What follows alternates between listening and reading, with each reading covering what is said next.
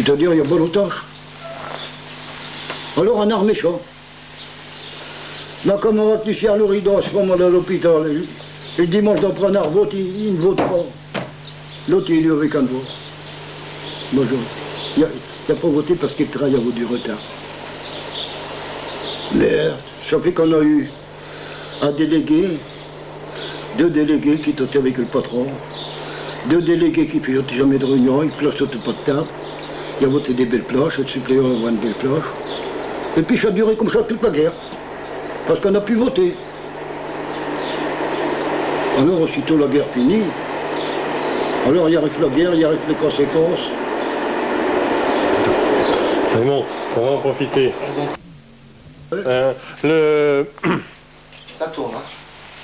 Je voudrais que tu me parles de la famille Charlet, l'histoire en entier de la famille Charlet, de l'histoire de Charlet. Voilà, c'est un ouvrier qui ne va pas charbon.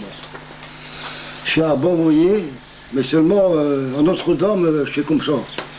Il y a des... Bon, je ne vais pas dire des saloperies, mais il y en a. Il y en a des bons, il y en a des mauvais. Puis alors, on en veut ou on n'en veut pas. Et Charlie n'était pas bien renommé, parce qu'il était syndiqué à la CGT. Puis malheureusement, en 1924, 1926, c'était en 1926, au mois d'août, je crois, l'accident est arrivé. On avait pensé que les lois avaient changé depuis, mais les lois n'avaient pas changé. La veuve, 3 semaines après, elle a été expulsée avec ses 5 enfants. Attends, Raymond, il faut que tu me racontes comment ça s'est passé l'accident. Avant, tu vas me raconter comment ça s'est passé l'accident. Charlet, il était allé le matin, c'est ça? Et il avait pris le poste du matin pour le mariage de sa fille. Ça, il faut que tu me le dises. On va laisser passer le train. Hein, on va laisser passer le train.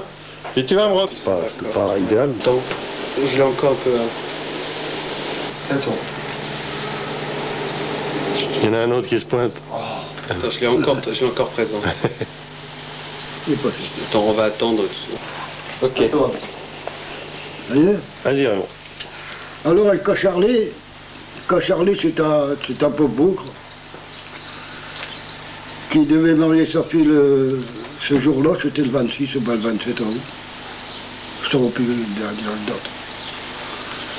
Et il était d'après-midi. Alors il a demandé de changer de poste pour du matin pour aller à la noce de sa fille. Seulement, à ce moment-là, quand il y avait à tuer, il fallait vraiment que ce soit une faute grave d'exploitant. Et tout dépendait de l'enquête du délégué pour avoir une rente, oui ou non. Charlie a été tué vers 10 h du matin. En nettoyant, parce que j'étais briqué à 10 h, hein, c'est casse-croûte, hein. En nettoyant la pétition de potion où la cage vient se mettre pour raccorder avec le rail, il était en train de nettoyer ça avec une barrette, il n'y a pas de barrette, avec un pelle. Puis il faut bien qu'il soit dégagé, hein, pour que le niveau qui arrive comme ça. Parce qu'il y a des saloperies, il arrive comme ça. Il déroule. Alors il était en train de faire ça, quand il y a un caillou comme ça qui est tombé, ça fait du bruit, un caillou qui tombe, hein, quand il y a 70 cm, 70 cm de pop, la canivia qu'on appelle. Le type, il a attrapé le caillou, il a perforé le cerveau. Il est tombé mort. On l'a dégagé, on l'a remonté, et puis la veuve qui était avec sa gosse, elle n'a pas eu de rente. Pourquoi? Parce que j'étais un délégué réformiste. Parce que j'étais un délégué qui n'a pas su faire l'enquête comme il aurait dû le faire. Il a dégagé des compagnies minières de la responsabilité de la mort de Fournier. Alors, n'ayant pas rien, 15 jours après, d'ailleurs les fleurs, il a servi à son enterrement, 15 jours après, on a expulsé avec le commissaire et puis chef garde, on les a expulsés de la maison qu'ils habitaient, dans les Houlières. Ils habitaient dans l'allée I, numéro 13. J'étais à quoi? Et cette femme est partie avec ses gosses en pleurant. On a fait une collecte. On n'a pas ramassé des morts. On a ramassé des sous. Peut-être une quinzaine et demie, puis c'est tout. Voilà le remerciement qu'ils envoient vers leurs deux voyers des anciennes compagnies minières. Et le cogne est là. Mais moi, j'ai continué, pas longtemps, moi j'aurais pas su. Mais j'ai continué à les aider quand même. Parce que je suis d'un naturellement. C'est pas moi qui te battrai pour faire continuer. C'est vrai. Moi, moi par exemple, je ne l'enregistre pas. J'ai une pension comme père mes vivre. Et bien, de temps en temps,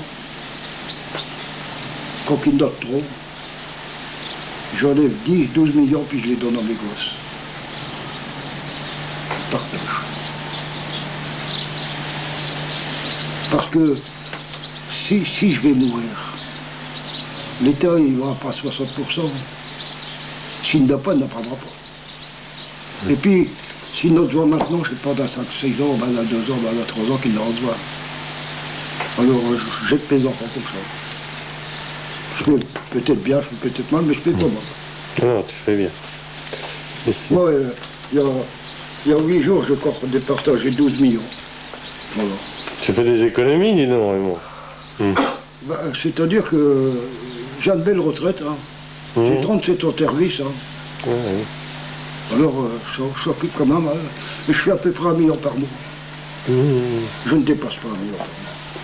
Donc, moi, je ne suis pas dépassé. Tu vois. Bon. Justement, tu parles des retraites. Tu parlais de 1936 tout à l'heure. Qu'est-ce qui s'est passé en 1936? Parle-moi un petit peu des conquêtes sociales un peu de 1936. Bah, c'est-à-dire, il y en a beaucoup. Hein. Il y a eu les conventions collectives, il y a eu toutes les lois, il y a eu les 40 heures. Il y a eu les allocations familiales de ces pays à cette époque, mais pas tout à fait. En 1936, il y a eu quelque chose pour les familles nombreuses, mais il ne fallait pas dépasser à certaines années. Là, tu ne dois pas. Les étrangers ne l'ont pas perçu tout de suite non plus. Mais comment on Ils n'ont pas été reconnus non plus tout de suite. C'était plutôt les conquêtes de la libération. Qu'appelé surtout. Parce que moi, j'ai vu des camarades pleurer. Pleurer parce qu'ils étaient punis, parce qu'ils travaillaient. J'ai vu des chefs porions qui gueulaient avant le coup. À un tel point qu'une fois, puis je te l'ai déjà dit, il y a un chef porion qui s'est amené puis qui a gueulé 2 vieux ouvriers. Ils ont été 46-47 ans. En disant, si tu viens travailler en laissant tes bras de maison, pas toi, hein. Ah ben, tu iras travailler ailleurs. Ici, tu sais, il n'y a pas de place pour les types qui travaillent tes parents ici et là. Il était 12h30. Alors, comme en tant que bon citoyen, j'ai dit, chef, je dis, monsieur chef, je dis, vous venez d'avoir des paroles dures à l'égard de ces ouvriers-là. À repasser 1h30, si on finit leur travail, vous ne pouvez rien le dire. Parce que vous savez à quoi que je vous compare, monsieur chef Pourriand? À quoi je te me compare? À la journée de chat. Ah, pas de droit, hein. Tu peux le mettre, hein. À la journée de chat. Parce qu'à la journée de chat, on fait semblant de se baisser pour ramasser un caillou, il gueule avant le coup. Et vous, c'est ce que vous faites aujourd'hui. Et puis vous n'allez pas nous emmerder longtemps, hein. Vous dévalez au backstop. Alors je l'ai laissé descendre 5 mètres, puis je... Allez, Berthe Piqueur, allez, ça fait mal, hein. Tu sais, quand tu as 35 mètres là, puis que ça devient quand une grille comme ta pote, et... Arrête, arrête, je t'emmerde. Top, top, top. Les autres, Et au Cachemire-Zak, on appelait Cachemire-Zak, avec lui, on fait sa piqûre et top, top, top, tout le monde allait, top. Puis quand il était parti à rigolo, alors tu sais qu'est-ce qu'il a fait chez Porion? Avec les Porion, il y a des bois à chercher du bois, hein. Tu vois, par exemple, ici, il y a des bois, c'est 1 mètre, il y a des bois. Alors, ça, c'est l'auteur du barou. Il a fait mettre des poussards, là, à ce hauteur-là. Il faut là qu'il y ait le charbon qui tombe par terre pour que les barreaux qui soient bien plats. Alors moi, j'ai pris mon hache. Je suis descendu, puis j'ai coupé tous les poussards. Puis j'ai dit au Porion, si tu touches, tu vas voir de couper. Parce que ça, je ne me laisserai pas faire. Un barou, c'est 700 kilos, c'est pas 1000 kilos. Et tu diras à ta chef Porion que je l'emmerde, puis tire avec. Il m'a rien dit. Mais alors, il voulait que je fasse des barreaux comme ça. Alors moi, j'ai fait mettre des poussards là, puis tout ce qui était trop. Je sais pas, il me volotait 6 barreaux de carbone par jour, hein, fait Jean-Charles. Ben, je ne suis pas obligé de me laisser voler, lui. Alors, ça, vous ne le mettrez pas. D'accord. Mais je vous prie de ne pas le mettre, hein. D'accord, non. Il y a un chef Porion qui s'appelle Chagrin. Il met des 80, des journées à pied. Tu es obligé de travailler les dimanches pour les Allemands pour rien.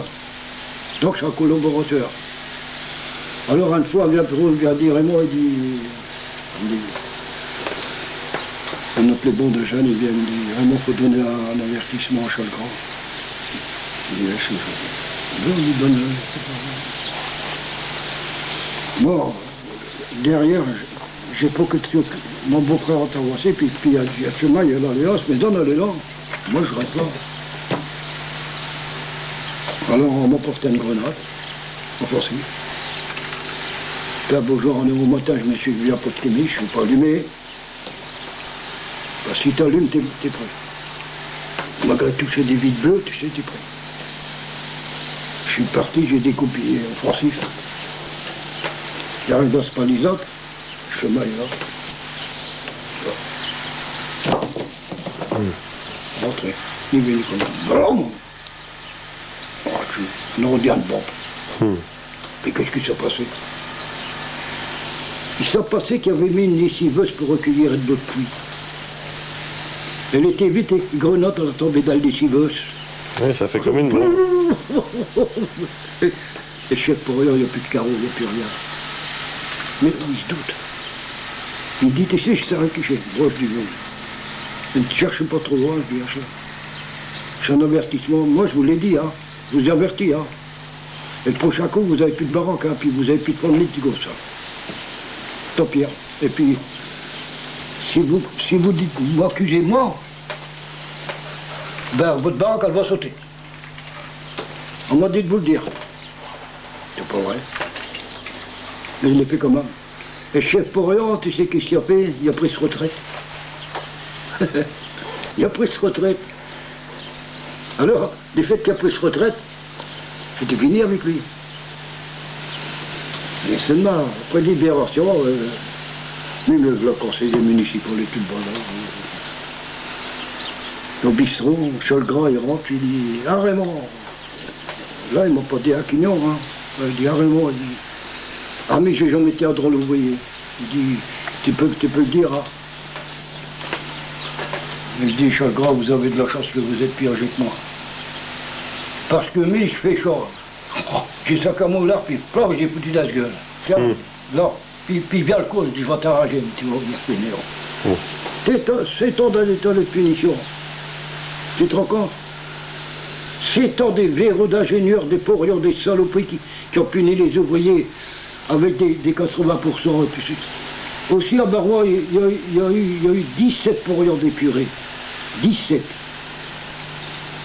Et puis chez toi, un type qui ne savait pas lire ni écrire, qui a fait le rapport, qui a dicté le rapport. Puis il ne savait pas lire ni écrire. Alors on a voulu me mettre délégué. Quand il y a été question du délégué, c'est Quignon. Je dis, je peux pas, c'est pas lire ni écrire, je ne peux pas être délégué, mais comment? Ouais, pendant la guerre, Tito, tu sais, on parlait en école, ils nous ont bien démerdés. Et les ouvriers ont voté confiance en moi, alors que j'ai fait, je m'ai engagé volontaire pour la durée de la guerre. Je suis parti jusqu'à Vieux-Cordé, pendant 3 mois, puis je suis revenu. Mais moi, je voulais aller en Allemagne. J'aurais voulu aller en Allemagne. J'aurais voulu pouvoir tomber sur des aisselles, des saloperies, leur repasser ce qui ont fait passer de misère au monde. Parce que on est comme ça. Alors, mon beau-père, c'est à Laura. En étant Laura, il y a 3 filles, 4 filles, 3 garçons. Et puis pendant la guerre, il y a un de ses neveux qui vient, qui est allemand. Il est allemand, lui. Il habille en allemand. Chez un neveu, chez le garçon de sa frère. C'est les frontières qui se séparent. Il arrive chez ma vieux-père, il rate. Hitler. Le vieux chez son neveu, il dit, il ne fait pas ça, il dit, oh, il dit, bah, nous, en Allemagne, on a le droit de tout faire. Il vient de maison. Une femme, c'est ce que dit, pas ceci, là, c'est vraiment. Puis il rate, et puis... Oui, je l'attends d'eau. J'ai tout là à côté des cheveux. Du moment qu'il fait Hitler, zoom, à côté d'épaule, je se gueule dans le cours, puis je dis, rate, je vais te casser de gueule, tu vas venir des terres. Il est parti, il n'a plus revenu. Mais ils m'auront dénoncé, je suis retraqué, hein. Oui. Raymond, tu veux qu'on s'arrête un petit peu? Tu veux qu'on continue? Tu peux continuer. Oui. Il y a juste le fils de Raymond Oui, qui c'est pour ça cherchait que à je dis rentrer ça. tout à l'heure. Ouais. On va couper un petit moment. C'est à toi. Raymond, alors, Austrécourt. Austricourt. Un peu de machin. Vas-y, Austrécourt. Alors évidemment, il faut rentrer dans le contexte de la crise. Pardon, Je peux pas... Attends. C'est à toi. Alors on peut y aller. Alors voilà, il y a eu des répressions contre la classe ouvrière avec la crise. Il y a eu le coup qu'ils voulaient faire le 6 février, les croix de feu qu'ils voulaient faire. Puis il y a eu le contre-coup que tous les agents de maîtrise, d'ailleurs, dans l'éolien, étaient croix de feu. Tous. Ou bien ils n'étaient plus pour rien. Alors là, le complexe, c'est qu'on est dans une période qu'on travaille 5 et 6 postes par caserne. C'est-à-dire que les salaires, ils sont faibles. Bon. Les barames, ils sont à 32,90. Et on travaille 5 et 6 postes par caserne. C'est-à-dire c'est la misère dans tous les foyers. Parce qu'on ne peut pas vivre avec un salaire et une misère comme ça. Raymond, excuse-moi. Regarde-moi. Donc à Austrécourt, il y a des ouvriers polonais qui ont été courageux, il faut le dire. Ils sont rentrés en grève pour faire de la mine, pendant 24 heures. Seulement, l'éolienne, pendant que les mineurs qui étaient au fond de la mine, ils ont fait venir les CRS, la police, et puis ils ont évacué leur famille. Ils ont renvoyé leur famille en Pologne. Il y a des camarades qui vendaient des oies à 2 francs pièce. Ils n'arrivaient pas à les vendre, il n'y avait pas de sous. Il n'y avait pas de sous parce que quand on travaille 5 et 6 postes par caserne, c'est pas moyen de vivre 15 jours. On n'avait même plus de francs pour acheter des espadrilles. Et puis alors, les camarades polonais qui avaient fait grève, c'est parce que c'était vraiment des lutteurs, c'est parce qu'ils étaient vraiment à bout et que le gouvernement Laval, Tardieu, Flandin mettait les ouvriers à bout, vraiment à bout. D'ailleurs, quand les camarades ont été expulsés, nombreux ont été ceux qui ont été pour les secourir, essayer de les secourir, mais on ne pouvait pas beaucoup faire plus, parce qu'il n'y avait pas d'argent. On ne pouvait pas vivre avec la moitié d'une caserne, vivre une caserne. C'était pas possible. Et les camarades qui ont été expulsés, à la place d'être accueillis en bras ouverts en Pologne, eh bien on les a mis en prison. En prison, comme des malfaiteurs. Leurs femmes et leurs bagages sont tellement partis après. On a vu des ouvriers qui voulaient vendre des cuisinières à feu.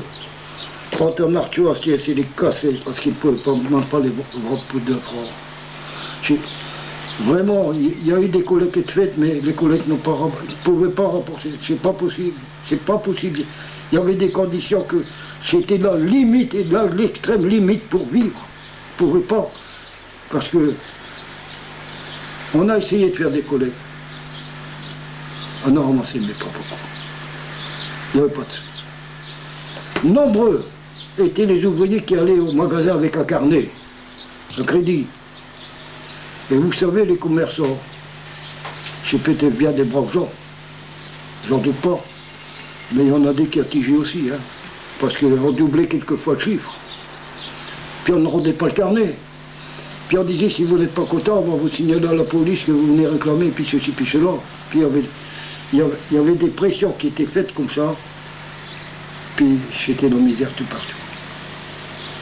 Aussi, quand il y a eu l'unité syndicale qui s'est reconstruite, en 1934, quand les Croix de Feu qui ont essayé de faire un coup d'État qui n'ont pas réussi, que Paris s'est révolté, ici aussi on a fait des manifestations. Moi je me souviens, les manifestations étaient interdites, on se retrouvait quelquefois à 15 000 ouvriers d'Adoué. On nous empêchait de rentrer sur les ponts, à la portée de Valenciennes, Port d'Oc, Port de Lille. On rentrait derrière Arbel et puis on se retrouvait quelquefois 15-20 000 dans Douai. Tout ça, ça portait, parce que si le 6 février aurait continué à Paris, il y aurait eu la révolution. Il l'aurait eu, parce que les ouvriers étaient vraiment au bout. Pas seulement que les mineurs, tous les ouvriers étaient au bout. On a vu des manifestations qu'on n'avait jamais vues à côté de ça. Parce que vraiment, là, c'était l'enjeu. C'était le fascisme ou la République. Et comme les gouvernements qui ne s'y prêtaient pas, le gouvernement Tardieu ne s'y prêtait pas, le gouvernement Flandin non plus, le gouvernement Laval, c'était un fasciste aussi. C'est eux qui avaient le pouvoir d'avoir le ministre de l'Intérieur. On appelait les gardes mobiles les enfants de Paul Boncourt, c'est parce que Boncourt était ministre de l'Intérieur. Et puis, tous les pressions qui ont été faites, et d'un seul coup, il s'est produit un espèce de miracle, il faut le dire. Le Front populaire est arrivé, on nous parle des conventions collectives, on nous parle des allocations familiales, on nous parle des congés payés, des 40 heures, et tout ça, ça éclate d'un seul coup. Et ce qui a fait plus de plaisir aux ouvriers, c'est l'unité syndicale retrouvée. Rien qu'une CGT. Seulement, ça n'a pas duré longtemps. Ça n'a pas duré longtemps parce que ça a permis à Paul Renaud de dire « Fini la semaine des 2 dimanches ». Vous comprenez comment? Puis alors, on a quand même arrêté certains militants. C'est vrai qu'en 1936, il y a eu quelques périodes qui ont été malmenées. C'est vrai qu'il y en a des... Mais on a tellement fait le job qu'on les a mis des sabots puis du sabot noir puis pour faire porter le drapeau et du syndicat. On a défilé ainsi de devant jusqu'à Douai. Il y a eu toute une série de choses qui se sont passées. Et à ce moment-là, les ingénieurs, ils ont baissé pavillon. Ils ne se sont plus cachés. Ils ont dit, oui, ben, on a trop voulu. Ouais, on a trop voulu, c'était trop longtemps déjà. C'était trop long. Heureusement que ça s'est passé comme ça, parce que déjà, dans les presses étrangères, on disait que le sang est coulé dans les ruisseaux, à Paris comme ailleurs. Et ça aurait été normal, remarquez, hein, parce que moi, je ne suis pas un anarchiste, mais j'étais pour me battre parce que vraiment l'existence était impossible. Alors vous voyez là, heureusement que les lois sont venues, on a obtenu nos congés payés, les conventions collectives, les allocations familiales pour le droit de vote pour les étrangers, pour les délégués. Et puis toute une série de bonnes choses qui ont été faites pour les ouvriers, malgré tout. Dans certains pays ont crié que Paris baignait dans le sang, que les ouvriers étaient enragés, on nous accusait de tous les torts alors que c'était faux.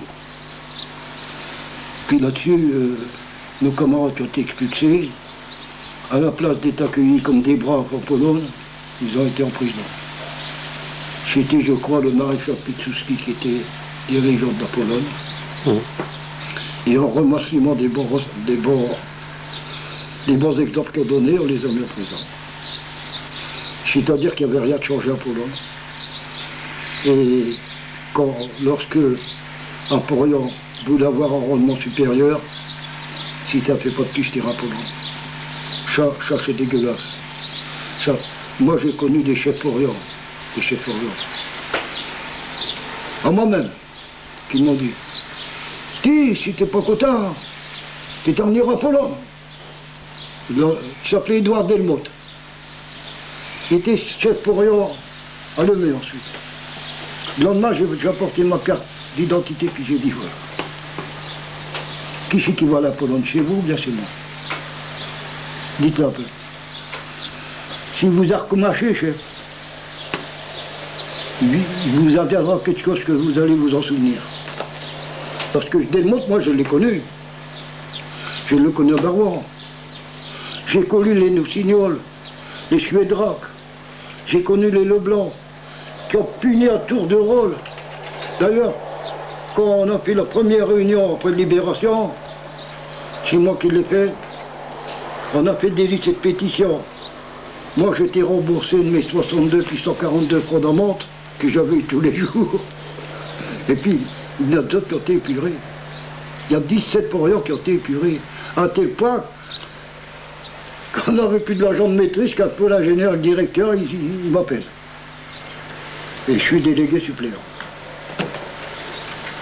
Mais je suis souvent en fonction. L'ingénieur, il s'appelle M. Frémy, directeur. Monsieur Quignon vous appelle parce que j'ai une question à vous poser. Est-ce que je peux vous la poser? Monsieur le directeur, sans savoir quoi, je ne peux pas vous dire non. Bien oui, posez-la. Eh bien voilà, vous voyez, monsieur Quignon, on a eu beaucoup d'épurions d'épurés, alors on voudrait remplacer, on vous demande pour être, si vous voulez bien, devenir agent de maîtrise. Alors, là, le délégué suppléant, là, le secrétaire de section, qui est soudoyé par ces gens-là pour travailler, pour être avec eux. Alors moi, j'ai répondu au directeur, je lui ai dit, monsieur le directeur, heureusement que vous avez dit au préalable, ça je n'accepte pas. Je ne vois pas pourquoi vous me posez une question pareille. Alors moi, qui suis délégué suppléant, moi qui suis secrétaire de section syndicale, que je suis contre les punitions, il faudra que je punisse mes camarades. Je la refuse. Puis je refuse, et puis je ne veux rien avoir avec vous. Puis je dis, monsieur, je dis, ça va comme ça. Parce que si vous avez passé à côté d'épuration, prenez garde que ça pourrait reprendre. Parce que c'est eux qui devaient être punis. C'est eux qui forçaient les agents de maîtrise à punir. C'est eux qui disaient qu'il faut des 50 et des 80% aux ouvriers. Alors tu te rends compte, l'ouvrier qui travaillait, qui avait 80% en moins, et puis qui était obligé de travailler le dimanche pour rien pour les bouches, ils n'ont pas poussé dans la production. Moi je dis, l'épuration, elle a été manquée. Elle a été manquée parce qu'ils devaient être déclassés à vie pour voir qu'est-ce qu'ils ont fait. Et puis, comment veux-tu? Qui c'est qui a donné les camarades mineurs en 41? Qui? Eux. C'est eux qui les ont fait arrêter. C'est eux qui ont donné. Parce que, moi je les ai vus dans les cahiers. Je te parlais de mon livret de travail, qui était à l'encre rouge. Eh bien, les fiches individuelles du bureau, ils sont à l'encre rouge aussi. Tout ça, c'est des communistes, il faut se débarrasser. Et pendant la guerre, ils en profité. Ils en profité. C'est pourquoi, moi, je crois que pour avoir un changement, il faut l'union profonde de tous les travailleurs, et puis surtout pas faire des programmes d'union, par exemple, avec FO, avec CFTC, parce que à chaque fois, ces types-là qui ont été d'accord, ils ont donné l'ordre de la reprise du travail avant les autres. C'est eux qui nous ont fait perdre des délégués. C'est eux qui sont responsables des décrets Lacoste. C'est eux qui ont été d'accord, qui ont signé pour ça. Parce qu'eux, ils sont là pour avoir des places. Moi, j'ai connu un délégué qui s'appelle Andris Melchior. Il s'est fait élire comme délégué titulaire au Puy-Gaillon, au jour, Et quand il a été élu, soit il était responsable et de FO au PTT, eh bien, Belchior est passé au PTT comme FO. Ben, ça, c'est des saloperies. J'appelle ça une saloperie parce que quand on a le courage de ses opinions, on se fait porter sur une liste, quand on était élu, on continue. On va alors en démission. Alors là, je suis ça plus tard. Moi, je suis profondément choqué parce que je vous l'ai déjà dit, c'est pas mes meilleurs camarades, ça a été des problèmes. Et vous pouvez faire toutes mes amis. Vous pouvez, moi je vous l'autorise à faire. Demandez aux anciens ouvriers. Vous pouvez même mépriser, puis moi je vous l'autorise à faire. Il n'y en a pas un qui vous dira que Quignol a travaillé. Pas. Moi j'étais correct. Puis je n'ai subi les conséquences. Pour avoir été licencié 4 fois sur 9 mois, ben il faut le faire. Hein. Il faut le faire. Surtout avec sa gosse. Parce que mes pauvres gnôches, là, en 1947, on y viendra d'ailleurs, hein, on y viendra en 48 ans. Bien sûr. Quand j'ai le mot qu'épée, monsieur l'ancien président chez Mitterrand, qui a supprimé les allocations familiales aux mineurs, qui a formé les mineurs, ben c'est des rues de saloperie. Hein. Moi, ça vous pouvez le dire, ça me fout. Raymond, bien sûr, on va le dire. Coupe, change de cassette. Mon téléphone. C'est juste une leçon. Excuse-moi, 2 face B, bêta 4. Tout. Raymond, tu veux qu'on reparte d'où alors maintenant, aujourd'hui? Ben où tu veux. Moi, je préférais qu'on continue sur la fin de la guerre. Mais moi, je voudrais bien que tu me reparles un peu du début de la guerre, parce que tu n'en as pas beaucoup parlé hier. Le début de la guerre? Oui. En 1939. Tout au début. Vas-y, et puis on verra comment. Parce que je crois qu'on s'était un peu arrêté précisément. Tu vois, il faut que tu expliques un petit peu la guerre. En 1939, c'était en 1940. En 1939, c'est la déclaration de la guerre. C'est les Chamberlain et Daladier qui ont sauvé la paix à Munich. Et ils ont sauvé la paix, ils ont été acclamés. Mais ils disaient qu'ils avaient gagné la paix pour 1000 ans. Mais effectivement, ils les avaient perdus pour 50 ans. Pas pour 50 ans, pour 4 ans, 5 ans. Alors, Daladier s'est fait acclamer avec Chamberlain. Chamberlain qui croyait avoir qui ont été déçus par le peuple anglais. Le peuple anglais l'a applaudi, il a approuvé la politique, Churchill y compris. Et puis c'était la déclaration de la guerre. Nous, on a commencé à voir les Boches à partir du 19 mai 1940. Moi, comme j'étais pas gros, je suis de la classe 32. Donc, en 1932, j'ai passé le conseil de révision. Je le dis parce que c'est vrai, j'étais ajourné. J'avais 1m74 et je faisais 58 kilos. Pas lourd assez. J'étais pas malade. Pas lourd assez. Or, ajourné. 1932, 1933, je repassais le conseil. À journée. J'ai pas grossi d'1 kilo. En 1933, j'ai repassé le conseil encore une fois. Exempt de service. Exempt de service, ça veut dire que je fais pas de service. Donc, c'est encore en journée, mais exempt de service. C'est-à-dire, je ne suis plus à journée, je ne passe plus de service et je ne suis pas lancé. Il arrive le 19 mai. 19 mai, les Allemands sont à Sedan. Les Allemands sont déjà arrivés à Cambrai. Et moi, le 19 mai, je suis mobilisable pour la guerre. je dois me rendre à Valenciennes le 19 mai. Donc le 19 mai au matin, pour me rendre à Valenciennes, il faut que je prenne ça. Alors je me reviens à la gare de Montigny, il n'y a plus personne. Les Boches, ils sont du côté de Bouchat, tout ça, tout de mon petit côté. Alors, je vois quand même un employé, je dis, ben, moi, je dis, vas-y à pied.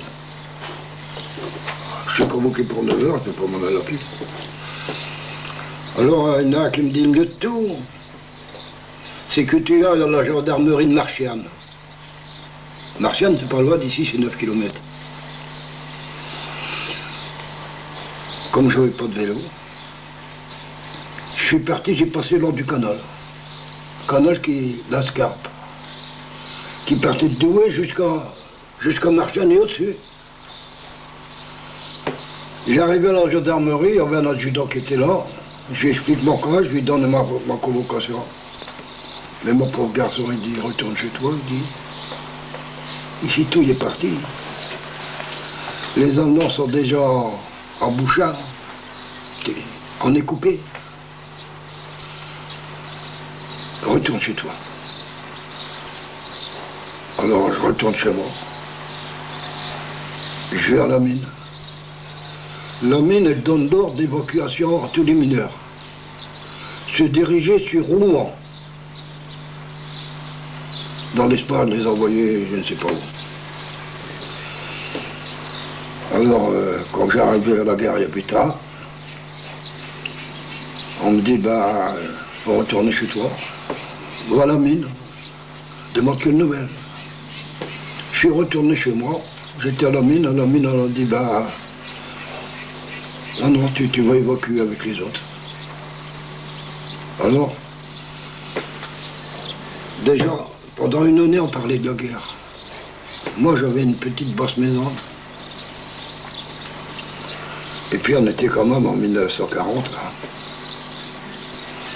Moi, ayant commencé à 20 ans, à 18 ans, à travailler au charbon, je m'étais meublé, à peu près. Il y avait des camarades polonais qui étaient retournés en Pologne parce que c'était la guerre. Soit qu'ils voulaient être patriotes polonais, soit qu'ils voulaient fiche le camp parce qu'ils ne voulaient pas rester avec les Boches. Toujours est-il qu'ils ont commencé à vendre des meubles, des armoires comme ça. Alors moi j'avais un peu d'argent, j'ai profité pour acheter un lit parce que j'avais déjà 2 gosses. Hein. Robert il est né en 1935. Mon fils est né en 1936. Mais j'ai jamais perçu d'allocation parce qu'il y avait une prime d'allaitement.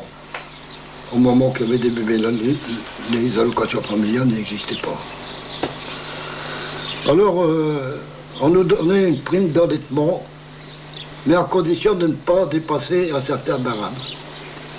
Et moi, à chaque fois que j'ai fait de la demande, refusé. Refusé parce que barème trop élevé. Bon. Et puis alors, à ce moment-là, on a commencé à imposer les mineurs. C'était plus le percepteur qui imposait les mineurs. C'était la mine qu'elle retenait, l'impôt cédulaire qu'on appelait. On payait des impôts. Pourquoi? Pour qui? Pour la guerre, certainement. Alors, je suis évacué. J'ai pris la direction du Pas-de-Calais. On a passé une à l'étard, au Strécourt, Lubercourt, et puis on est parti à Herse sur la Lys, à Être Blanche. Là, stop.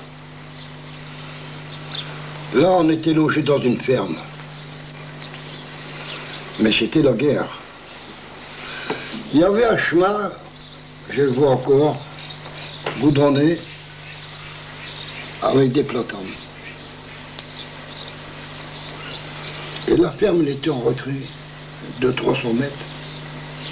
Et alors, par curiosité, on allait voir sur le chemin parce que les Français, ils reculaient. Ils reculaient avec des vélos, avec des fusils qui n'avaient même pas de cartouches. On donnait 3 cartouches à un soldat pendant un temps de guerre. Alors les types, ils étaient débousés, tout était démoralisés, puis tout d'un coup, c'était le débâcle. Tout d'un coup, on a entendu les avions qui sont venus leur bombarder, les Boches. Il y avait un champ d'aviation arrière sur la ligne. Tous les avions étaient restés au sol, ils n'avaient pas leur tête décollée, tout était ratiboisé. Puis alors, sur ce chemin-là, il y avait une rangée, on ne savait pas qu'est-ce que c'était, avec des bâches dessus. Mais en avançant trop près, c'était des tanks. Des tanks de 70 tonnes. Français. Bâchés. Les premiers Allemands qu'on a venus, c'était des SS. Il y avait une tête de mort sur le casque. C'est à quoi qu'on a supposé que c'était des SS. On l'avait jamais vus.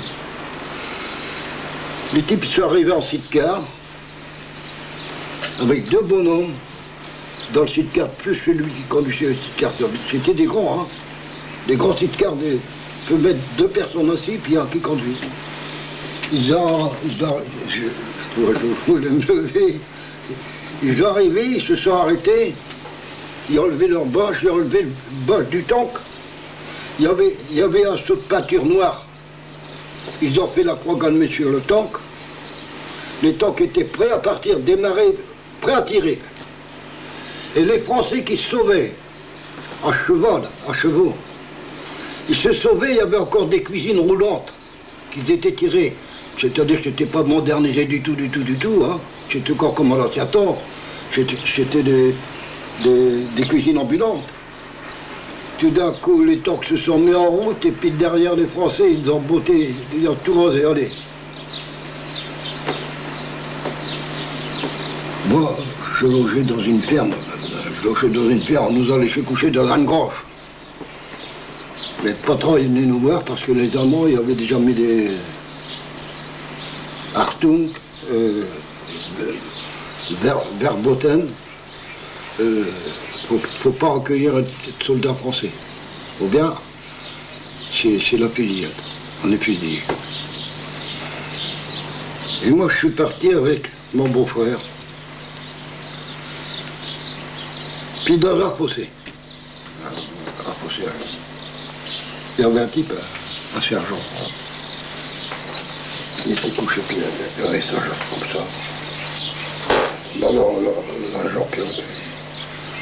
il y avait eu un... Parce qu'il tirait avec des petits canons, tu sais, des 120, des 125, je sais pas. C'était des obus comme ça. C'était des canons de copains qui passent de partout. Le type en le voilà, puis j'ai mis mon mère le temps. Les fermiers nous avaient dit surtout, si vous voyez un soldat français blessé, quoi, vous n'avez pas le droit d'y toucher. Parce que si, moi, je suis pris avec un blessé français dans ma ferme, on me détruit tout. Et puis on me fusille.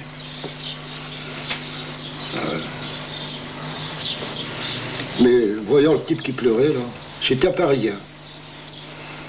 On dit, on ne peut pas le laisser là. Moi, je l'ai pris sur mon dos. Je l'ai pris. Puis, mon beau-frère a tenu cet argent, on l'a amené à la ferme en cachette. Dans les fermes, il y a des étables. Il y a des étapes à cochons, il y a des étapes avec les vaches qui nourrissent leurs veaux. Les veaux, on leur met des filets comme des épuisettes sur le museau pour pas qu'ils mangent la paille. Parce qu'un veau, lorsqu'il mange de la paille, la viande devient rouge. Et tu peux pas le vendre au prix du veau. Alors il faut interdire que le veau qui mange de la paille. Alors on lui met un espèce de filet comme un spagnol salade, et il ne peut pas manger. Il ne peut que téter.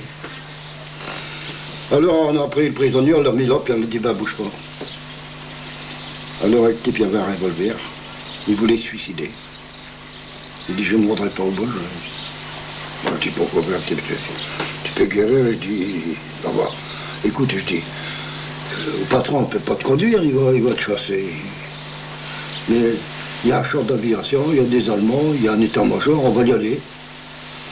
Puis on a pris une grande brouette, et ça c'est, tu sais, les brouettes qui mettaient des légumes, c'est long, c'est long les brouettes là. Puis c'est pas haut, mais c'est léger. Il n'y a pas de planche, c'est des bouts de bois comme des barreaux. Alors on a pris de l'appareil, on a pris un tonneau, on a mis de la pâte dans le tonneau, puis on a mis de blessé dedans. Puis on a mis une couverture dessus. Puis nous sommes partis voir les Allemands. Le type, il voulait pas. Ben, il dit, tu vas pas mourir, t'es jeune, on va te soigner. Si tu ne montes pas des... Ben, c'était des sauvages, mais on ne savait pas de quel point ils pouvaient être sauvages. C'est-à-dire, on ne les connaissait pas. Alors on est arrivé là, et il y a un major, un type, un docteur, il est venu. La première chose qu'il a fait, il a pris une cigarette, puis il l'a donnée au blessé. Puis alors, il a fait venir la trousse, il a fait une piqûre pour l'empêcher de souffrir. Le type, il m'a refilé son revolver. Moi, je l'ai pris. Il dit, bah... Alors, j'ai évacué avec un revolver, avec 6 cartouches. C'était pas un grand, c'était à... Il y a des sacs 36, là, c'était peut-être à 6,5 ou 6,30, c'est pas... C'était un revolver en berrier. Je l'ai pris, je l'ai caché avec mon beau-frère. Et nous avons passé... Puis le type il est parti, il a été évacué. Hein. Il a été évacué dans un hôpital. On avait son adresse.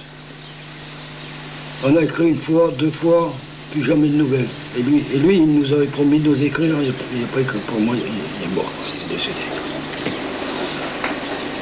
C'est le début de la guerre. Mais la chose la plus révoltante, c'est de voir des tanks français tout neufs, tout là, prêts à servir. Les soldats ils sautent avec des chevaux, les soldats ils sautent à pied, à vélo, il n'y a pas de cartouches. Les tanks qui sont chargés, tout y est prêt à tirer. Et c'est avec les tanks français qu'on tue les Français. Avec les tanks français, oui, les Allemands étaient français. Ça, c'était le début de la drôle de guerre. Tout le monde y murmurait, mais Achtung, verboten, défendu de parler. Les Allemands, ils arrivent dans le village. Ça arrivait vers 3 h de l'après-midi. Mais le gros de la troupe, il suit, hein. Les chasseurs, ils ont commencé à mitrailler les Français, jusqu'à temps qu'ils soient décimés, pour ainsi dire, qu'ils soient obligés d'arrêter. C'est là qu'ils sont fait prisonniers. À 5 h, les Allemands rassemblent toute la population sur la place. La place des Traits Blanches. Il y a les régiments d'Allemands. Il y a peut-être des bataillons d'Allemands. Il y a des gradés qui commandent. Les gradés sont à cheval. À cheval. Puis ils s'amènent sur la place. Hier.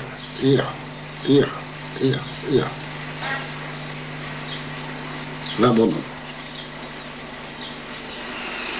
20 bonhommes qu'on botte les yeux, qu'on met contre le mur, feu. Ouais. Pour l'exemple. Pour faire voir qu'ils sont là. Ils ont commis des actes de barbarie. Moi, j'ai un neveu qui est marié avec ma nièce. Il s'appelle Jean de Gony. Son papa, il est aveugle. Son maman est déjà âgée parce qu'il a déjà une 50aine d'années, le type. Il est plus vieux que moi.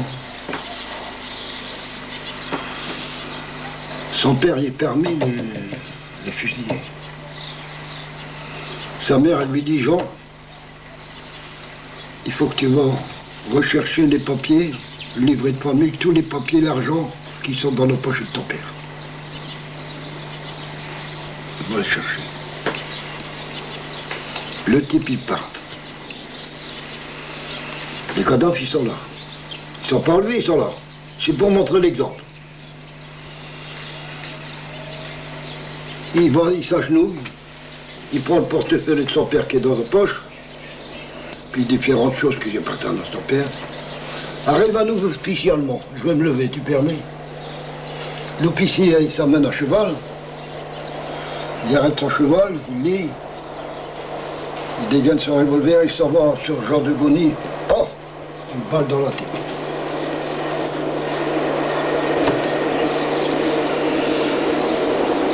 Il l'a tué parce qu'il croyait que c'était un type, probablement, que c'était un type qui était en train de détrousser un cadavre. Alors, cette femme envoie son plus jeune fils, lui, il va trouver l'Allemand, puis il lui dit, c'est son pater, que c'est les papiers, et celui-là, s'il peut les prendre. Il a allez, vas-y. Il a pris les papiers. Et le soir, on a appelé le docteur. Madame de Gony était devenue folle. Alors, tous ces faits-là, ça reste gravé, ça. Et puis, ça n'amène pas de sympathie pour les Allemands. Déjà, quand on les avait connus en 14, déjà qu'on les connaissait déjà pour les cruautés qu'ils ont fait en Belgique et puis tout partout. Et puis là, alors, unanime, les évacués, on était contre ça. Il n'y a pas à chiquer. Il y a des tours de vache qui ont été faits à des chevaux. Il y a des tours de vache qui ont été faits à leur voiture. Ça se faisait dans la nuit, dans le noir. Et puis le lendemain, ils remettaient ça 10 fusillés. Alors ils ont maté la population civile, à part la terreur. Ça laisse pas de bons souvenirs. Ça n'amène pas la sympathie envers eux, parce que c'était des bandits, des voleurs, des pilleurs, des saloperies ici de quoi. C'est le premier souvenir que j'ai des Allemands. Mais à la place que ma colère s'attisse, chaque jour elle remonte.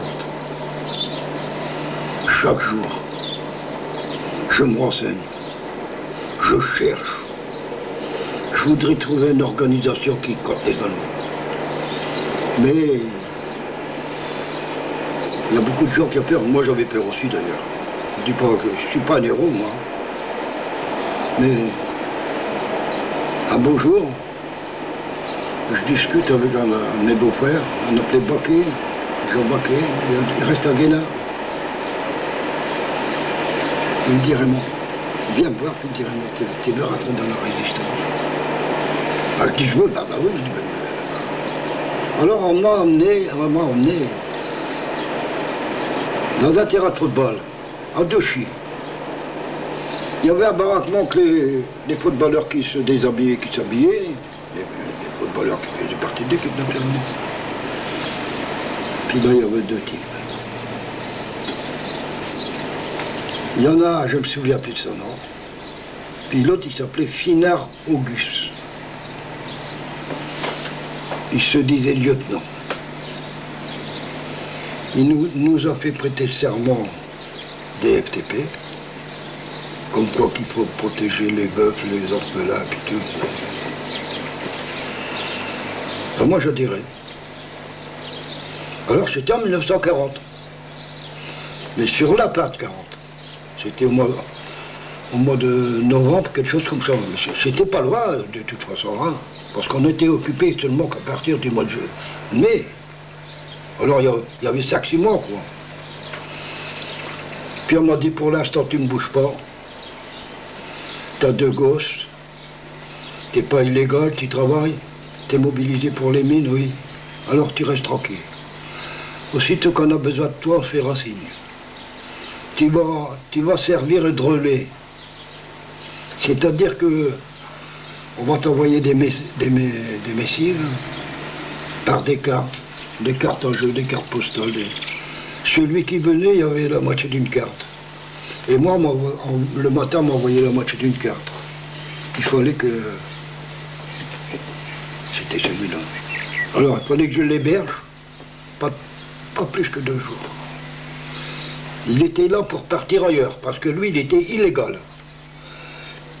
Et moi, tant que j'étais légaux, je ne pouvais pas faire de sabotage ni rien parce que c'était pour ceux qui étaient illégaux. Alors c'est eux qui, à l'occasion, ont dévalisé les mairies.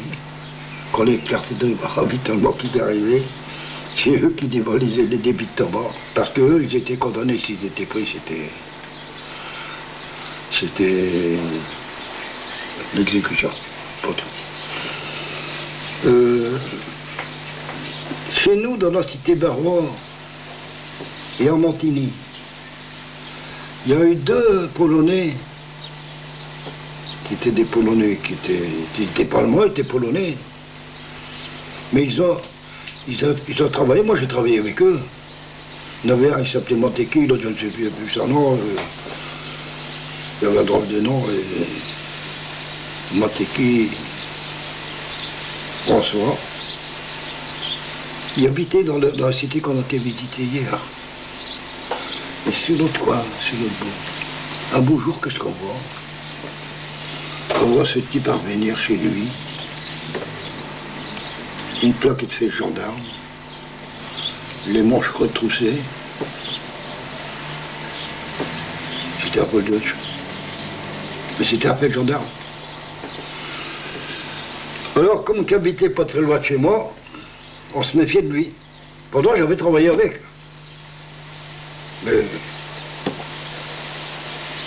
assez méfié. Dans l'entre-deux, il y a un type qui est Bande Eugène, qui s'appelait. Il habitait pas loin d'ici, chez un appelé Caron. Sa femme, elle était factrice. C'était un réfractaire. Il devait partir en Allemagne, il a fichu le camp, puis il était illégaux. Ce Caron en question me l'a emmené. Puis il me dit, chez un type, il dirait, moi, il faut le faire passer. Je dirais, mais tu sais, moi, j'ai pas le droit. Moi, j'ai pas le droit. Moi, je ne suis rien. Moi, j'ai pas le droit de dire, je suis là, tu vas t'en aller, va-t'en. J'ai pas le droit de lui faire connaître personne. Parce que même pendant la résistance, il y avait le triangle de Troyes. Moi, je connaissais 2 bonhommes. 2 bonhommes me connaissaient, puis les autres, je ne les connaissais pas. Moi, j'en connaissais plus parce que j'en ai récolté. Mais, j'avais aucune relation avec eux. Ils étaient, bon, c'est en cas de besoin, en cas d'insurrection. Et ce bande, le vieux Caron, qui habite ici plus loin, il habitait là plus loin. Sa femme était factrice. Elle avait intercepté